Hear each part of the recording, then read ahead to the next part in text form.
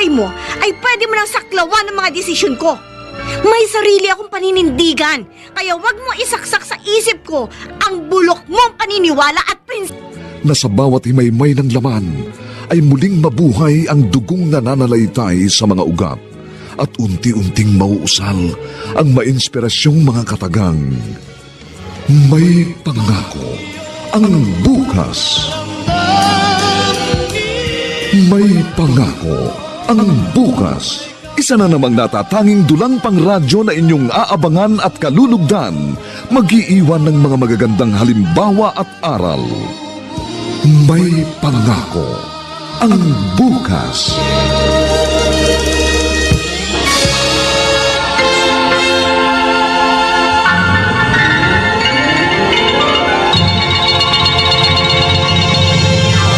Agamong napasyal. Hindi talaga ako dito pupunta, ate. Napadaan lang ako. Bakit saan ang lakad mo? Pupunta sana ako sa agency namin eh. May babayaran ako. Kulang ang pera ko eh. Kaya kung pwede sana, pautangin mo muna ako kahit 1,000 lang. Oo, okay, sige. Sandali at kukuha ako ng pera. Ay, teka sandali. Ano di pala pwede.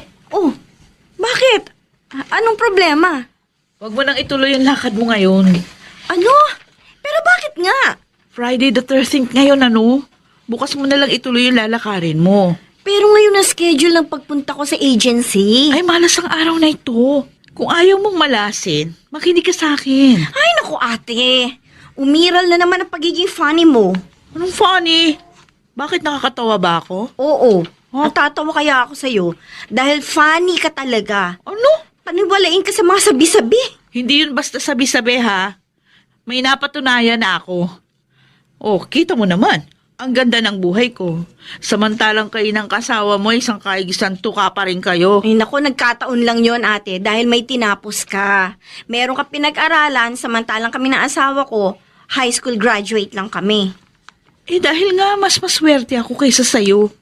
Ganun lang yung kasimple. Pero hindi mo maintindihan. Ay naku, ewan ko sa'yo. Bahala ka kung dyan ka masaya. At Oy. kung ayaw mo magpautang, kay inay na lang ako lalapit.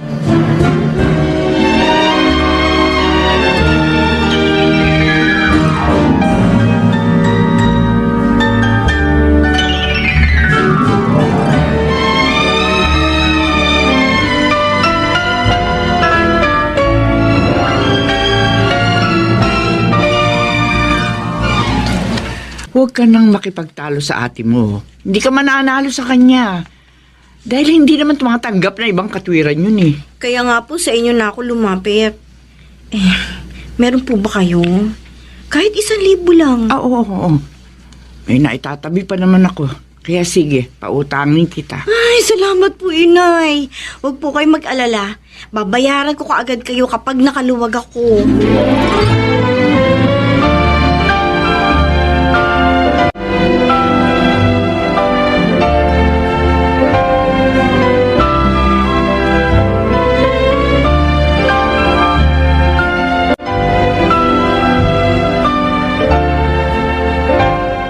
Pinautang niyo si Maribel?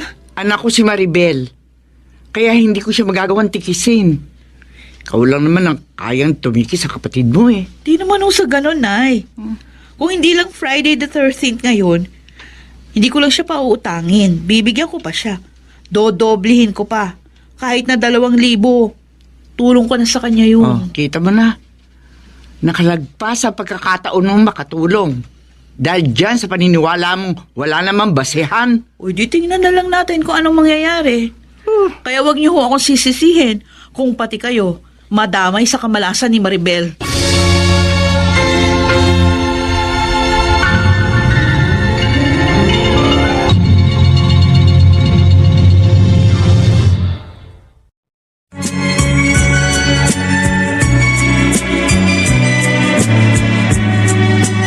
At ngayon, balikan natin ang tampok na kasaysayan sa ating dulang. May pangako ang bukas.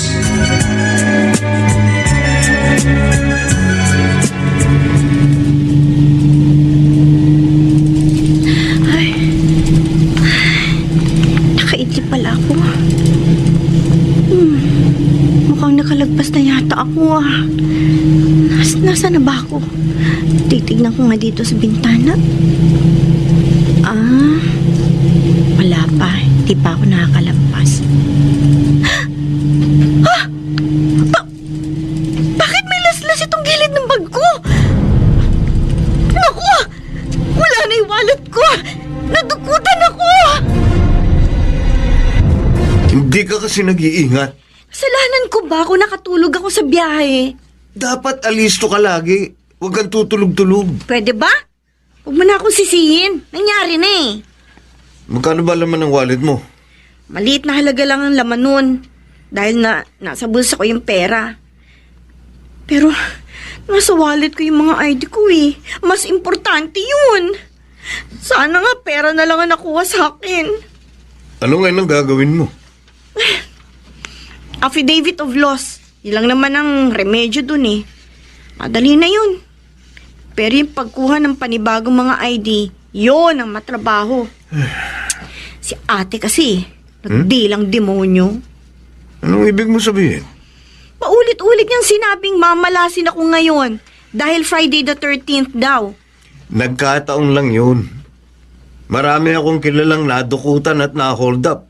Pero hindi naman dahil sa Friday the 13th. Ay, siya nga pala, Lando. Ay ano, kumusta na yung mga in-applyan mo? Ano na nangyari? Wala pa ring update.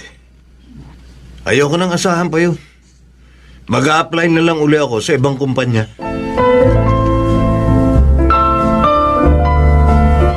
O, Senny, ano mo sasabi mo sa bahay na ito? Malaki at maganda. Napakamura na nito sa halagang 2 million. Kaya lang, marami kang ipapaayos. Ha? Ano pa bang dapat ayusin? Ang ganda-ganda na eh. Hindi ko kasi gusto yung pwesto ng gate. Ano? Dapat nandito sa right side. Dahil dito sumisikat ang araw. Ako masagwan tingnan kapag sa gilid nitong bahay ako maglalagay ng gate. O di gawan mo ng paraan para maging maayos. Eh, Total engineer ka naman. Kaya alam mo yung mga dapat gawin. At saka, o nga pala, yung pintuan ng CR doon sa kusina, Oh. ilipat mo sa gilid. ano? Oo. Tapos itong mga bintana, dapat hindi magkatapat. Parang renovation ang mangyayari kapag sinunod kong gusto mo. Malaking gastos yun. Kahit na umabot pa ng 1 million yung dagdag na gastos, mura pa rin yun. Naku, sorry, Senny. Ako ang bibili ng bahay na ito. Kaya ako ang masusunod. Di kita pinipilit. Pero sorry rin, ha? Oh, Dahil kung wala kang babaguhin, hindi ako titira dito sa bahay na ito.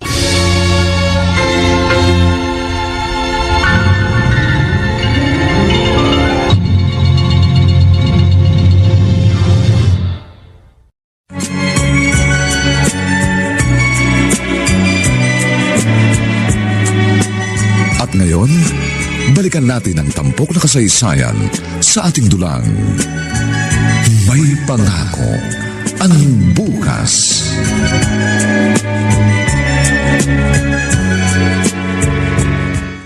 Bibilisan ko na nga itong pagwawalis ko. At baka mapansin na naman ako ni Manang. Eduardo! Ay, naku. Yan ang nga bang sinasabi ko eh. Ay, ilang beses ko bang sasabihin, huwag kang magwawalis ng palabas. Ganon, Ate Seni. So, yung basura, ipapasok ko sa loob. Namimiloso po ka na naman eh. May dustpan ka naman oh. Dito mo na lang sa loob dakutin ng dustpan yung mga dumi. Ilalabas ko rin naman itong mga basura natin, di ba? Anong pinagkaiba nun? O syempre, iba ba rin kapag winalis mo ng paloob? Para hindi lumabas yung swerte, ano ka ba? Okay, sinabi mo eh. Di wawalisin ko ng paloob itong basura. Ayan, ikaw na magdampot. O ba? Hoy! Sandali, saan ka pupunta? Bahala ka na dyan. Ang dami mong arte. Bumalik ka dito! Ano ba yan? Ako tuloy maglilinis ng kalat na to. Hindi bale. Balang araw, maiintindihan nyo rin ako.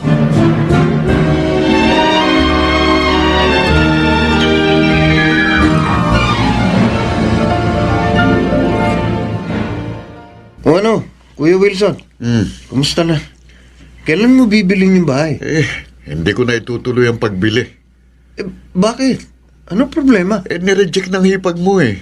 Ha? Kilala mo naman siya, di ba? Ang daming kaartehan. Keso ganito, keso ganon. Ako, Sayang naman. May komisyon pa naman ako ron. kahit ako, nanghihinayang sa 20 mil na reservation fee. Hindi ko na mababawi yun. Grabe talaga si Ate Seni, oh. Hindi mo na ba talaga siya makukumbinsi? Pag lagi siya sinunod mo, kuya, sigurado under desire ka pag mag-asawa na kayo.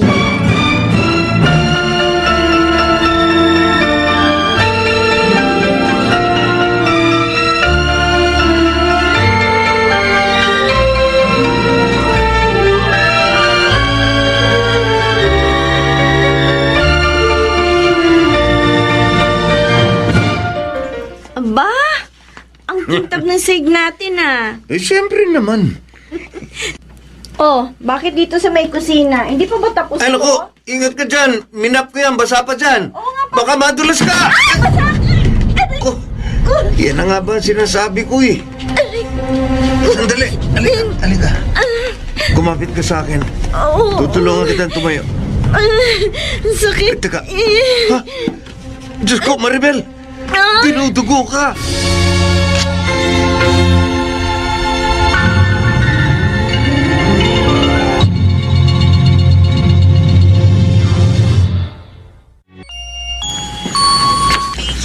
Dok, kumusta po ang lagay ng asawa ko? She's in stable condition. Ligtas na siya sa kapahamakan. Salamat naman kung ganun. Pero huwag ka munang magpasalamat dahil Dahil, ano, Dok? May masama po bang nangyari? I'm sorry, Mr. Arevalo. Hindi ko nagawang isalbang buhay ng anak mo. Ano? Hindi. Dok, bakit? Ba't di na yan mangyari yun? Huwag mong sabihin yan dahil ginawa ko naman ang lahat pero masyadong marami nang tumagas ng dugo sa asawa mo. Kaya nagkaroon siya ng miscarriage. Inadulas lang naman po siya. Pagkatapos mawawala ang anak namin, nagganong-ganon na lang. Hindi natin alam ang plano ng Diyos. Marahil, hindi pa itong takdang panahon para pagkalooban kanya ng anak.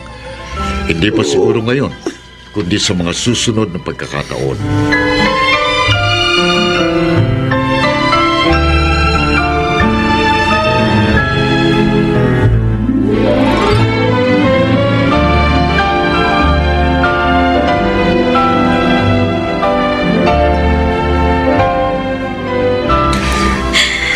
Wala na, Maribel. Wala nang anak natin. Oo, Lando. Hindi man lang natin nasilayan ang panganay natin. 2 taon ang hinintay natin bago tayo nakabuo. Tapos, mawawala rin lang pala sa atin. Kasalanan ko to. Kaya patawarin mo ko, Lando. I'm sorry dahil hindi ako naging maingat. Hindi ko rin naman ito ginusto. Labis din ako nalulungkot. Okay lang yun. Siguro, talagang hindi para sa atin ang bata. Magpasalamat na lang tayo. Ligtas ka na sa kapahamakan. Siya nga pala. Saan tayo kukuha ng pambayad dito sa ospital? Hanggat maaari, ayoko lumapit kay Ate Seni. Alam ko namang tutulungan niya tayo pero siguradong kung ano-ano na naman niya sasabihin niya. Tama ka. Kaya kay Kuya Wilson na lang ako lalapit. Sa kanya ako hihingi ng tulong. Ano? Nasa ospital si Maribel? Ano nangyari sa kanya? Nadulas daw. Tapos, hindi maganda pagkakabagsak, kaya yun, nakunan. Bakit sa'yo sinabi, hindi sa akin? Humingi kasi sila ng tulong. Wala raw silang pambayad sa hospital bill. Kaya nga, bakit sa'yo nagsabi? Binabaliwala na nila ako? Hindi naman sa ganun. Ayaw lang siguro nilang makarinig ng hindi maganda. Siguradong paliliguan mo sila ng sermon eh. Yun nga ang problema sa kanila. Hindi sila nakikinig sa akin. Ayaw sundin yung mga payo ko kung paano sila suswertihin. Kaya ayun, puro kamalasan ang napala nila. Seni, may kanya-kanya tayong paniniwala. Ibang takbo ng isip nila, kaya huwag mo nang igit sa kanila mga bagay na tinuro sa'yo ng lola mo. O bakit naman ikaw? May sarili ka rin paniniwala pero Sinusunod mo pa rin ako. Dahil mahal kita. Ganun lang kasimple yun. Ilang beses na nga akong nag-visit sa'yo pero pinagpapasensyahan pa rin kita. Dahil alam mo sa iyong sarili na ako ang swerte sa iyong buhay.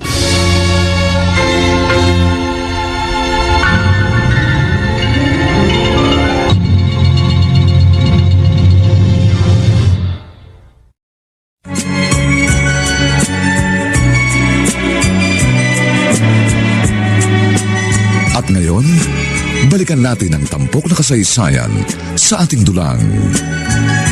May pangako ang bukas.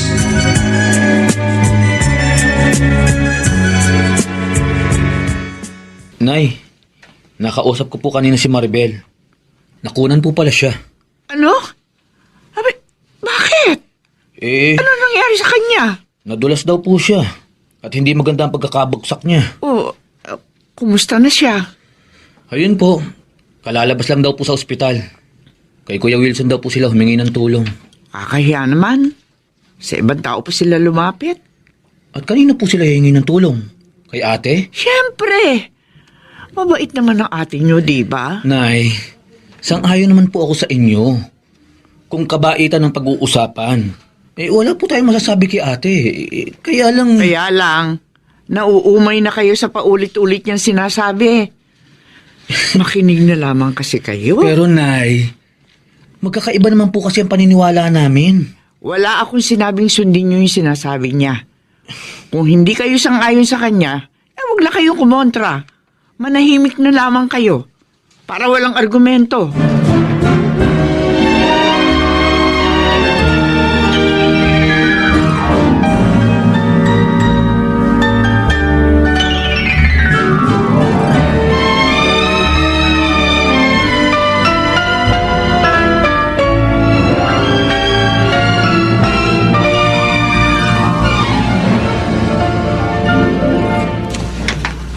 Senny, naligaw ka yata. Di ako naligaw. Talagang dito punta ko. Bakit? Anong kailangan mo sa akin? Kukumustahin kita. Ano ba nangyari dun sa application mo sa abroad? Na-deny ang working visa ko. Masyado kasing mahigpit ang employer namin. Yung asawa mo, may bago ng trabaho? Naghihintay pa rin siyang may mabakante sa mga pinag-a-applyan niya. Alam mo, Maribel, walang problema sa mga employer mo at sa mga kumpanyang pinag-a-applyan ng asawa mo. Nasa bahay na itong problema. Ano? Kasi malas itong tinitiran nyo. Hanggat hindi kayo umaalis dito, hindi kayo aasenso. Here we go again, ate. Ano? Mag-uumpisa ka na naman. O, yun naman ang totoo, di ba? Mula nang tumira kayo dito, nagka-leche-leche na buhay nyo. Pareho kayong nawala ng trabaho. Tapos, wala pang bagong trabaho si Lando. Napurnada yung application mo sa abroad. At itong pinakahuli, nakunan ka. O hindi ba puro kamalasan yun? Nagkataon lang yun. Kung nagkataon, minsan lang dapat. Kaso sunod-sunod yung mga pangyayari. Hindi naman dun matatapos ang lahat eh. Kung ano man ang kalagayan ko ngayon, temporary lang yan. Huwag mo sabihin yan. Dahil yung sinasabi mong temporary, magiging permanente na yan hanggat hindi nawawala yung mga negative vibes sa buhay nyo. Tingnan mo ko. Puro positive vibes ang pumapasok sa pamamahay ko. Kaya, lagi akong sinuswerte. Isa lang ang nakikita kong kaswertehan mo eh. Maswerte ka dahil ikaw ang paboritong apo ni Lola. Ikaw lang ang pinapag-aral niya at halos ikaw din lang mag-isa ang nagmana ng kayamanan niya. Hindi ako naging maramot dahil lahat kayo. Binahaginan ko ng namana ko kay Lola. Alam ko. At tinatanong ko yung utang na loob. Pero yung namana mo kay Lola ng mga pamahiin at mga matatandang kasabihan, sa'yo na lang yun. Huwag mo nang ibahagi sa akin.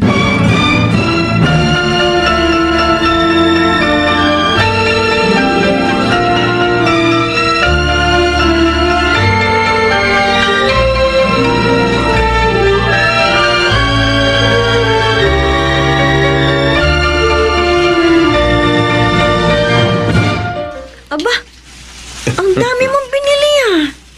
Nag-grocery ka ba, Lando? Oo. Basta binili ko ng lahat ng mga kailangan natin. O saan ka naman kumuha ng pera? Dumaan ako sa kapatid ko na kararating lang galing Dubai. Binigyan niya ako ng 10,000. O di ba swerte ko? Pwede ba naman lagi na lang si atin sinuswerte? Dumaan nga pala siya dito kanina. At katulad ng dati, ipinagmalaki na naman niya kanyang swerte at pinaalala ang ating kamalasan.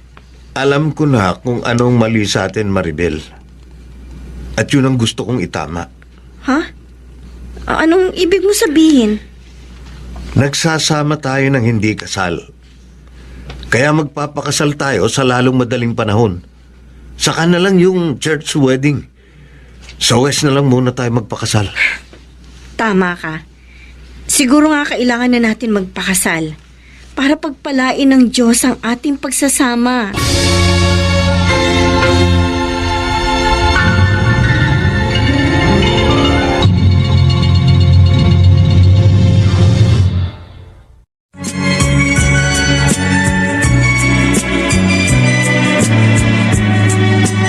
At ngayon, balikan natin ang tampok na kasaysayan sa ating dulang. May pangako ang bukas.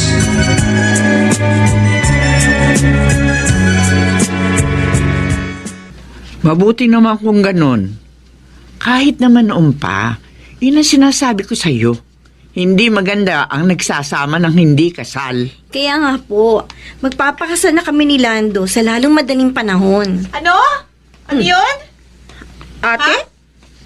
Magpapakasal kayo ni Lando. Bakit ngayon lang? Sana noon pa. Uy, anong magagawa ko? Kung ngayon lang kami nakapagpasya. Wrong timing eh. Huwag nyo na ituloy. Yan, eto na naman tayo. Anong bagong kamalasan ang sasabihin mo? Siya nga naman, Sunny. Ano ba problema? Ngayong taon din kami magpapakasal ni Wilson. Kasi hindi maganda yung sukob sa taon. Ang kasal namin ni Maribel pareho. Oh, hindi pwede kami ikasal ng parehong taon. Teka muna, hindi ko naman problema yun. Total, ikaw lang naman ang naniniwala sa pamahiing yan, di ikaw na ang mag-adjust. Sang-ayon ako kay Maribel. Total, sa December naman ang nakatakdaan yung kasal ni Wilson, di gawin nyo na lamang January next year. Ay naku, hindi pwedeng i-postpone yung kasal namin ni Wilson. Nagpakonsulta na ako sa isang punsoy expert. At maswerte daw ikakasal sa darating na December. Kaya ayokong palagpasin yung pagkakataon na yun. Yun naman pala di ituloy mong kasal mo, tapos magpapakasal din ako this month. Yun na nga problema Kukontrahin ang kasal mo yung swerte ng kasal ko. At hindi lang akong mamalasin. Pati na rin ikaw. Ako ang gumagawa ng sarili kong kapalaran, ate. Buhay ko ito, kaya ako magpapasya sa gusto ko mangyari. Bola ka. Huwag mo ako sisisihin kapag minalas ka at nagka-leche-leche buhay mo.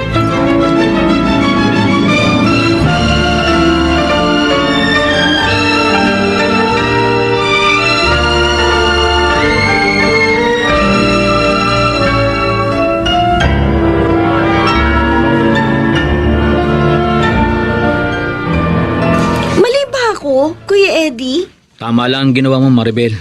Buhay mo yan. Kaya ikaw masusunod. Pero yun, nagdamdam si ate. Dahil hindi ko siya napagbigyan. Wala naman siyang magagawa kahit ipagpilitan niya ang gusto niya.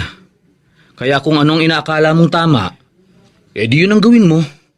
Salamat dahil naiintindihan mo ko. Lahat naman tayo dito nagkakaintindihan Si ate lang ang bukod tanging nakakaintindi sa sarili niya. Sa sarili niyang mundo. Puro pamahiin. Kaya nga,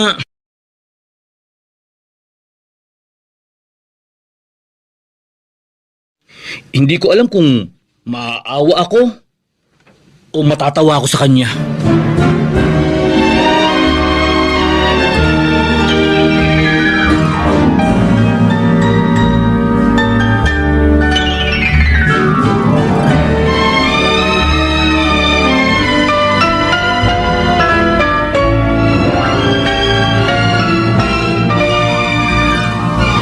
Nakakainis si Maribel. Ang tigas ng ulo. Alam mo, Senny, sa tingin ko ikaw ang matigas ang ulo Ano? Bakit mo naman nasabi yan? May sarili na kasing buhay ang kapatid mo. Kaya hindi mo na siya dapat pinapakialaman. Hindi ko siya pinakikialaman, Wilson. Kung hindi ako apektado sa magiging desisyon niya. Ikaw lang ang nag-iisip ng ganyan dahil ikaw lang ang may ganong paniniwala. Huwag mo siyang pipiliting intindihin ang mga bagay na hindi niya pinaniniwalaan. Teka nga. Bakit ba siyang kinakampihan mo? Hindi, wala akong kinakampihan. Ayoko lang na maging hadlang sa kasal natin ang kasal ni Maribel. Huwag ka nang umasa. Wala nang kasal na magaganap sa ating dalawa.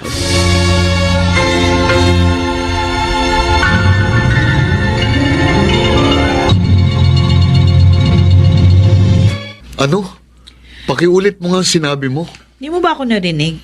Sabi ko hindi na matutuloy ang kasal natin. Dahil ba sa sinasabi mong sukob? Alam mo, yung dalawang kumpinsan, magkapatid sila, ikinasal sila ng parehong taon. Pero okay naman ang buhay nila ngayon. Oh, sa ngayon okay pa. Pero darating din yung matinding kamalasan sa buhay nila. Okay, sige. Hindi na ako makikipagtalo sa'yo. Kung ipopostpone natin ang ating kasal, kailan natin itutuloy? Ewan. Tinatamad na ako. Teka muna. Huwag ka naman ganyan. Pag-usapan natin ito ng maayos. Saka na lang. Nawala na ako ng gana doon sa pasaway kong kapatid. Zenny, sabi ko naman sa'yo, hindi tayo dapat magpa-apekto sa desisyon ng ibang tao. Apektado na nga tayo sa ayaw natin at sa gusto. Pwede ba? Kalimutan mo munang paniniwala mong wala namang sapat na batayan? Nakarating ako sa kinalalagyan ko ngayon dahil naging gabay ko yung mga prinsipyong pinaniniwalaan ko. Hindi ba sapat na batayan yun? Kung ano man ang naging tagumpay mo sa buhay, ay bunga lang yun ng iyong pagsisikap. At walang kinalaman doon ng kakaiba mong paniniwala. Dahil kahit paanong paniniwala mo, kung tatamad-tamad ka, walang mangyayari sa buhay mo. Wala ring mangyayari sa sipag mo kung hindi mo hahaluan ng swerte. Dahil kapag minalas ka, mauuwi sa wala ang lahat ng pinaghirapan mo.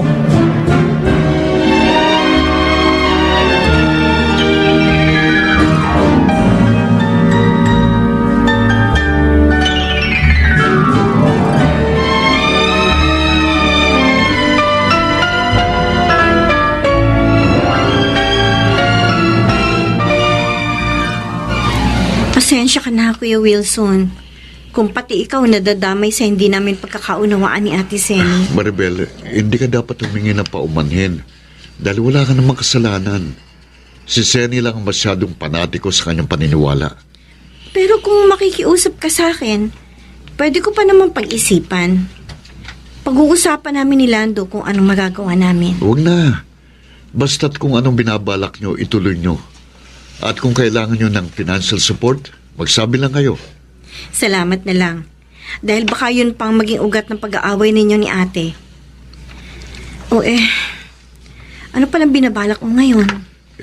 Nakadepende pa rin sa kapatid mong magiging kapatid. Ano ninyong i-reschedule ang kasal ninyo, hindi ba? Yun na ang gusto kong mangyari. Pero ayaw niya eh. Nagmamatigas siya. Pero alam mo, sa totoo lang, napapagod na rin ako sa ganitong sitwasyon. At hindi ko alam kung hanggang kailan ako tatagal.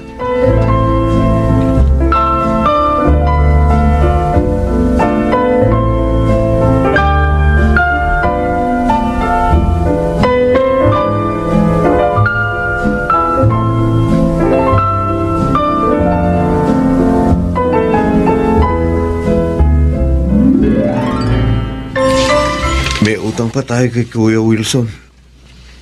Nakakahiya naman kung tayo magiging dahilan ng pagkakaudlot ng kasal nila ni ate. Naisip ko na nga rin yan eh.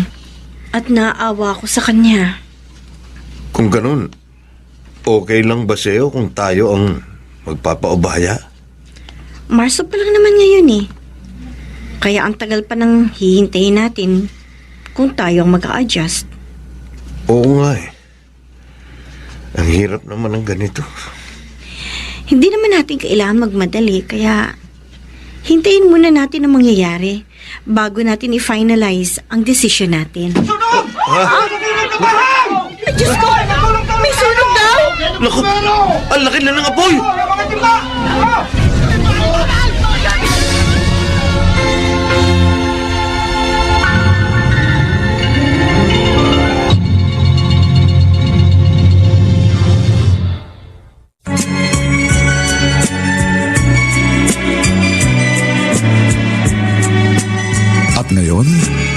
balikan natin ang tampok na kasaysayan sa ating dulang.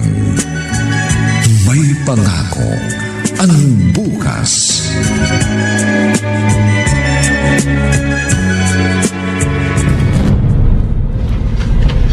Wala na, Maribel.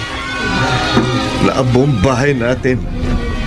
Ilang personal na gamit lang ang ating naisalba. Tiyaan mo na yun. At least kahit papano may naisalba tayo. At higit sa lahat, buhay tayong pareho. Para tuloy, gusto ko nang maniwala kay Ate Seni. Siguro nga malas ang lugar nito. Sang katerba ng kamalas ang inabot natin. Hindi ka dapat panghinaan ng loob. Magpakatatag ka. Kaya natin to. Sana nga, Maribel. Sana nga makaya natin ang lahat ng ito. Saan tayo ngayon pupunta? Saan pa? Eh di, kinainay. Ano? Ano na lang ang sasabihin sa atin ni ate?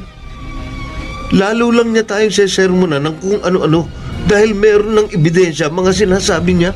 Hindi naman tayo magtatagal doon. Pansamantala lang. Kaya magtiis na muna tayo.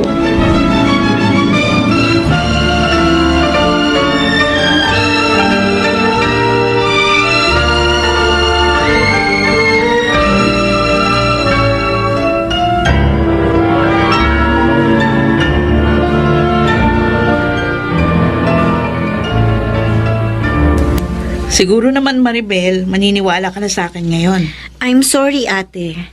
Wala ako sa kondisyon makipagtalo sa'yo. Dahil wala ka ng mahagilap na katwiran.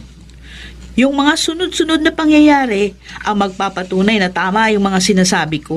Oo na. Ikaw na swerte at malas ako. Buti naman. At alam mo, kaya sa susunod, makikinig ka na sa akin, ha? Oo nga pala. Tuloy pa rin ba yung kasal niyo ni Lando? Ayoko muna pag-usapan ng bagay na yan. May mas importanteng bagay na dapat akong pagtuunan ng pansin. Huwag kang mag-alala. Meron na ako solusyon sa problema mo. Timing na timing.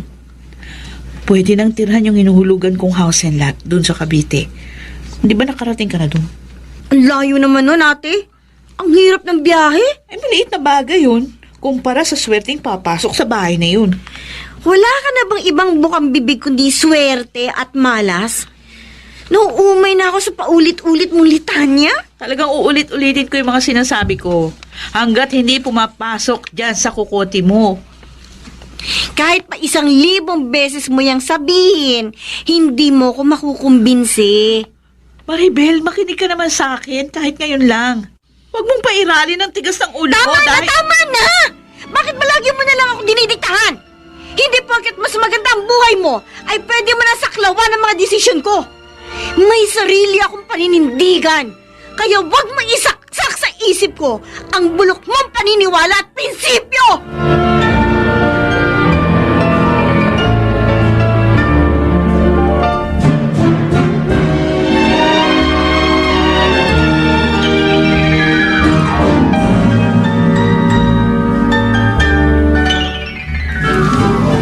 Ano ngayon ang gusto mong mangyari?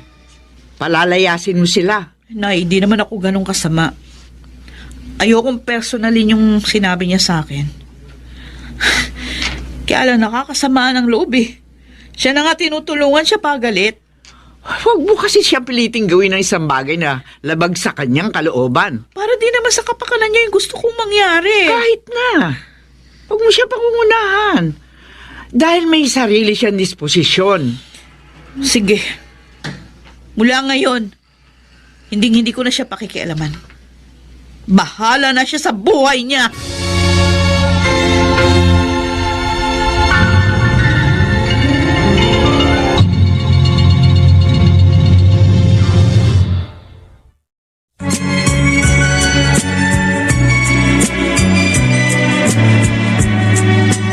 At ngayon, balikan natin ang tampok na kasaysayan sa ating dulang. May pangako ang bukas.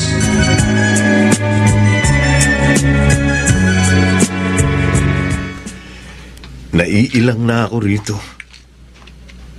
Ano kaya kung Doon na lang tayo sa kapatid ko sa Bulacan. O, edi ako naman ang may ilang. Hindi ko naman kilala ang kuya mo. Mabait yun. At madaling pakisamahan. At wala tayong ibang paninimbangan dahil binata siya. Wala siyang kasama. Kahit naman dito Si ate lang naman ang paninimbangan natin. Wala tayong magiging problema kina kuya at kay inay. Kaso nga, hindi na kayo in good terms ng ate mo. Hindi ko na nga alam kung paano ko siya pakikitunguhan pagkatapos niyo magbangayan. Mas magiging kampante tayo kung doon tayo kina kuya. Sige, pag-iisipan ko. Pero sa ngayon, magstay muna tayo dito. Kahit ilang araw lang.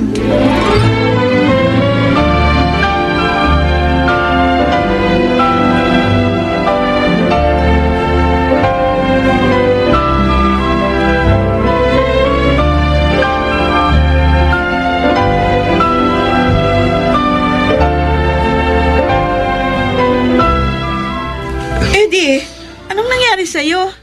Ba't ganyan itsura mo? Puro putik yung damit mo. Nadulas ako sa tabi ng kalsada. Ha? At nahulog ako sa kanal. Kaya pala ang baho mo. O sige, maligo ka na. May Shield bath soap doon sa banyo. Oo. Ay, teka. Oh, bakit? Unang Biyernes pa lang ngayon ng buwan. Maghilamos ka na lang. Tapos magbihis ka. Huwag ka maliligo, mamalasing ka. Ano? Patay tayo dyan. Umira lang naman ang pagka-abnormal mo, ate. Sundin mo na lang ang sinasabi ko. Ay, ewan ko sa'yo. Basta maliligo ako. Ay, bahala ka sa sarili mo. Huwag mo ako sisisihin kapag minalas ka.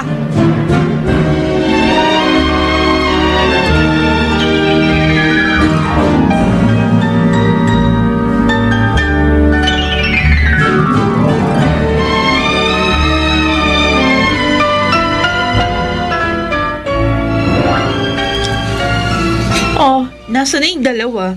Bakit hindi pa sumabay sa atin? Kumain na sila kanina sa karinderya. Bakit? Ayaw ba nila akong kasalo? Hindi naman sa ganon. Nagpaalam sila kanina. Meron daw silang pupuntahan. Umalis na ba? Hindi pa yata. Paalis pa lang siguro. Nay, sige po. Ate, kuya, alis muna kami. Sige, mag-iingat kayo. Saan kayo pupunta, Maribel? Babalik kami sa pinag-a-applyan namin. Meron kami interview ngayon. Mamaya na kayo umalis, ha? Ha? Patapusin niyo muna kaming kumain. Malilate na kami. Hindi nga pwede. Ang kulit mo naman eh. Pwede naman siguro. Paikutin na lamang natin itong mga pinggan. Basta, hindi sila aalis hanggat hindi tayo tapos kumain. Ay, anong oras ba kayo makakatapos? Kauumpisa pa lang ninyong kumain. Kaya nga, maghintay ka na lang. Ay, naku! Bahala ka. Basta aalis na kami. O sige. Pero kung aalis kayo, dalhin nyo na rin yung mga gamit nyo, ha? Dahil oras na lumabas kayo ng pinto, hindi na kayo makababalik!